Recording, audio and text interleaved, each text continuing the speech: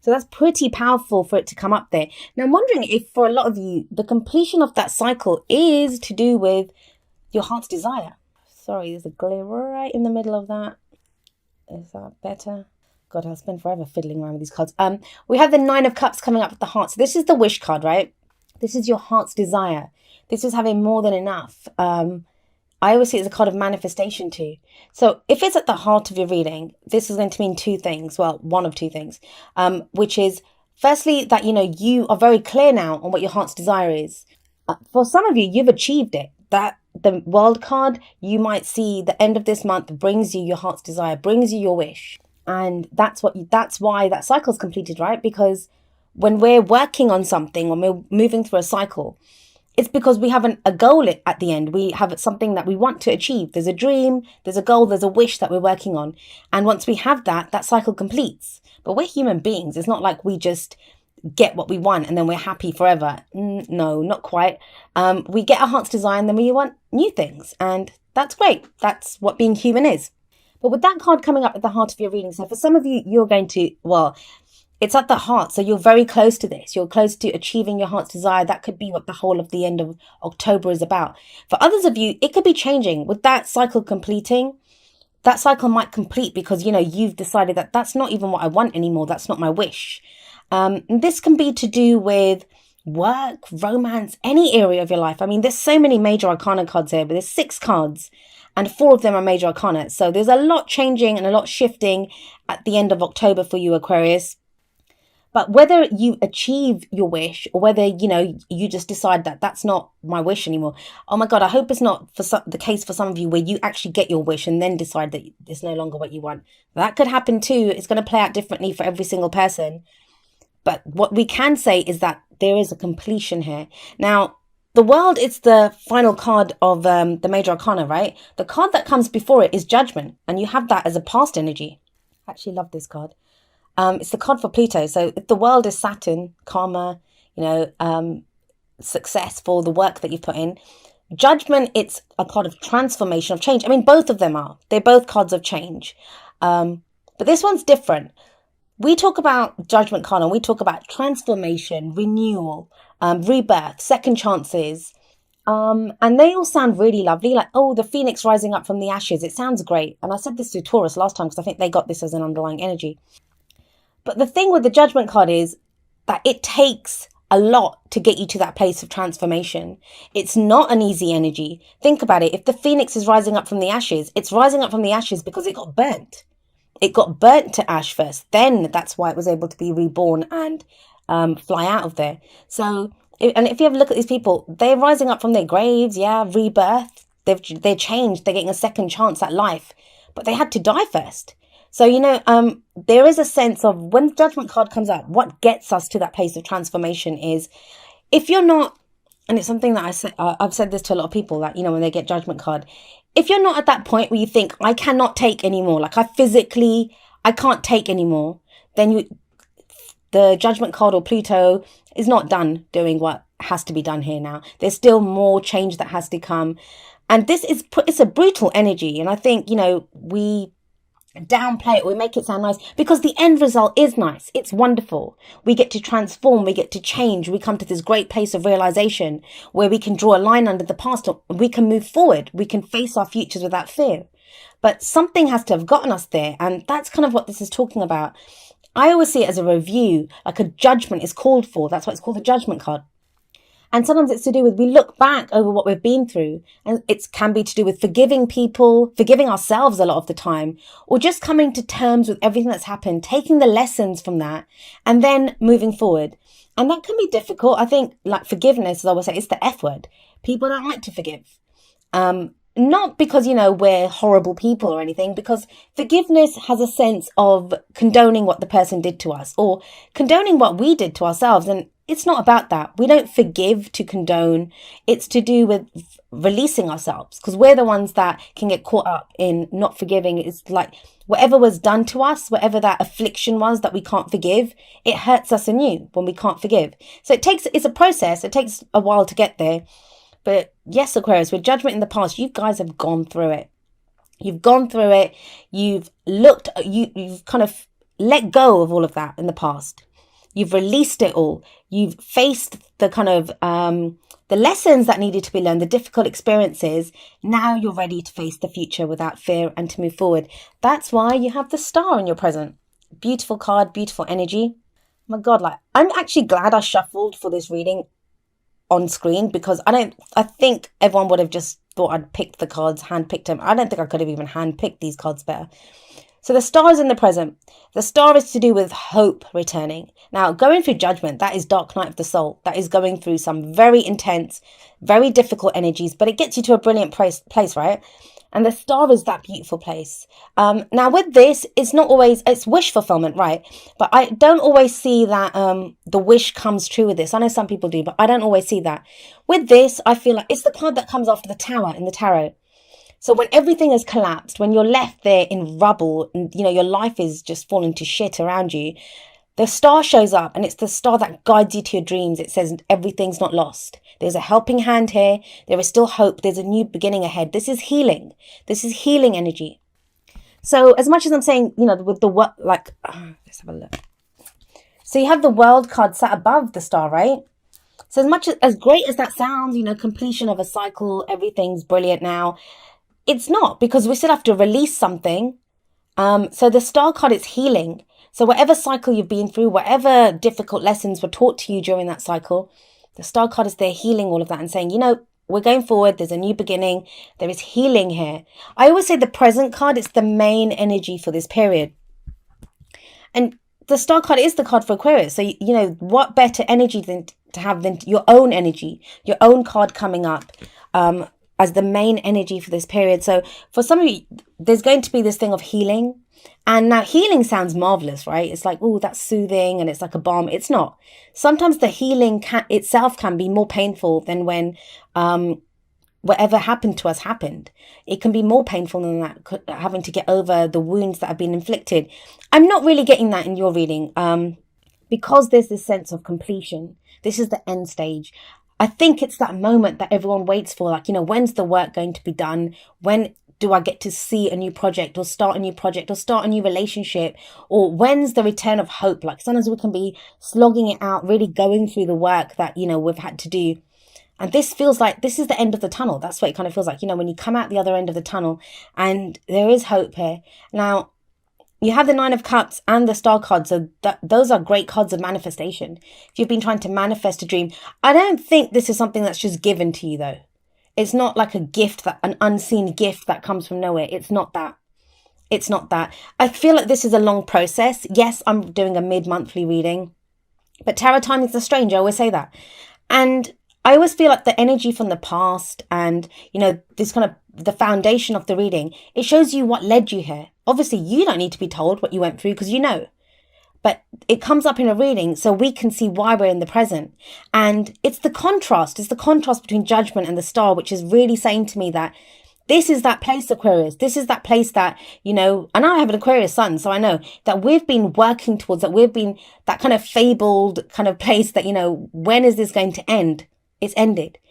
The Judgment card shows that. The World card shows that. Yes, you're in that transitional phase. It can feel like no man's land when you're in between the past and, you know, just kind of headed towards your future. But the hope is there now. The hope has returned. There is guidance now. Even if you might have thought that this wish is, you might have given up on your wish. You might have given up on your dreams. Now, either you have new ones or there's a revival within the dreams and the wishes that you've had. This is a beautiful reading. I mean, I'm trying to find a kind of negative to it, to at least kind of give it a more well-rounded meaning, because the energies, they're on a spectrum. Some of us experience them at a much greater level, a much kind of brighter level. Some of them come out at a dark level. There's no such thing as a like totally, completely great message that can get out to everyone. We're all going to experience it differently. But I can't really find it with this one. And as if like all of that letting go, moving on, transitional energy isn't enough, it's confirmed in the future when we have the Fool coming up. Now the Fool, it's 0. It's numbered 0 in the major arcana. So it's not, I always say it's not the true beginning. I always think the Magician is the true beginning of the tarot. This is that in-between phase. It's in between, it's right after the World.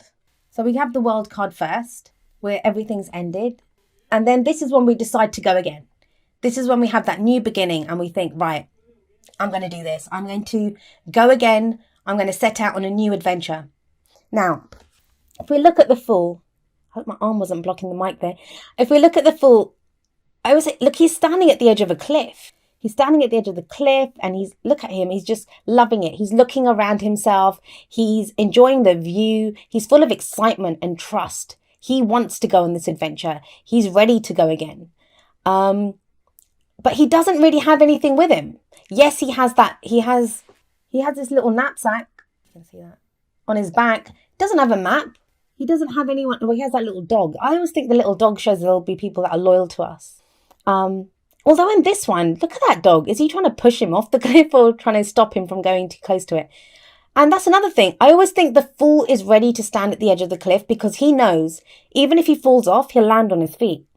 This is kind of very trusting, excited. I just want to see everything. I'm looking forward to this trip kind of energy about this card. So when the Fool comes up, it's telling you there's no guarantees. Like you're getting ready to go again. You're getting ready for a major new life cycle to begin. We have the World and the Fool in the same reading. So you have this major cycle beginning, but it takes a leap of faith. You won't have a map. You've got no guarantees. You've got no assurances that, everything's going to be marvelous. And indeed, the Fool, he doesn't think his trip's going to be great. He doesn't think nothing bad's going to happen. He has faith in himself that no matter what happens, he can deal with it. It's that landing on his feet kind of thing. And I think that's what's kind of coming up for you, Aquarius, that, you're going to have an opportunity to start again, a new life cycle.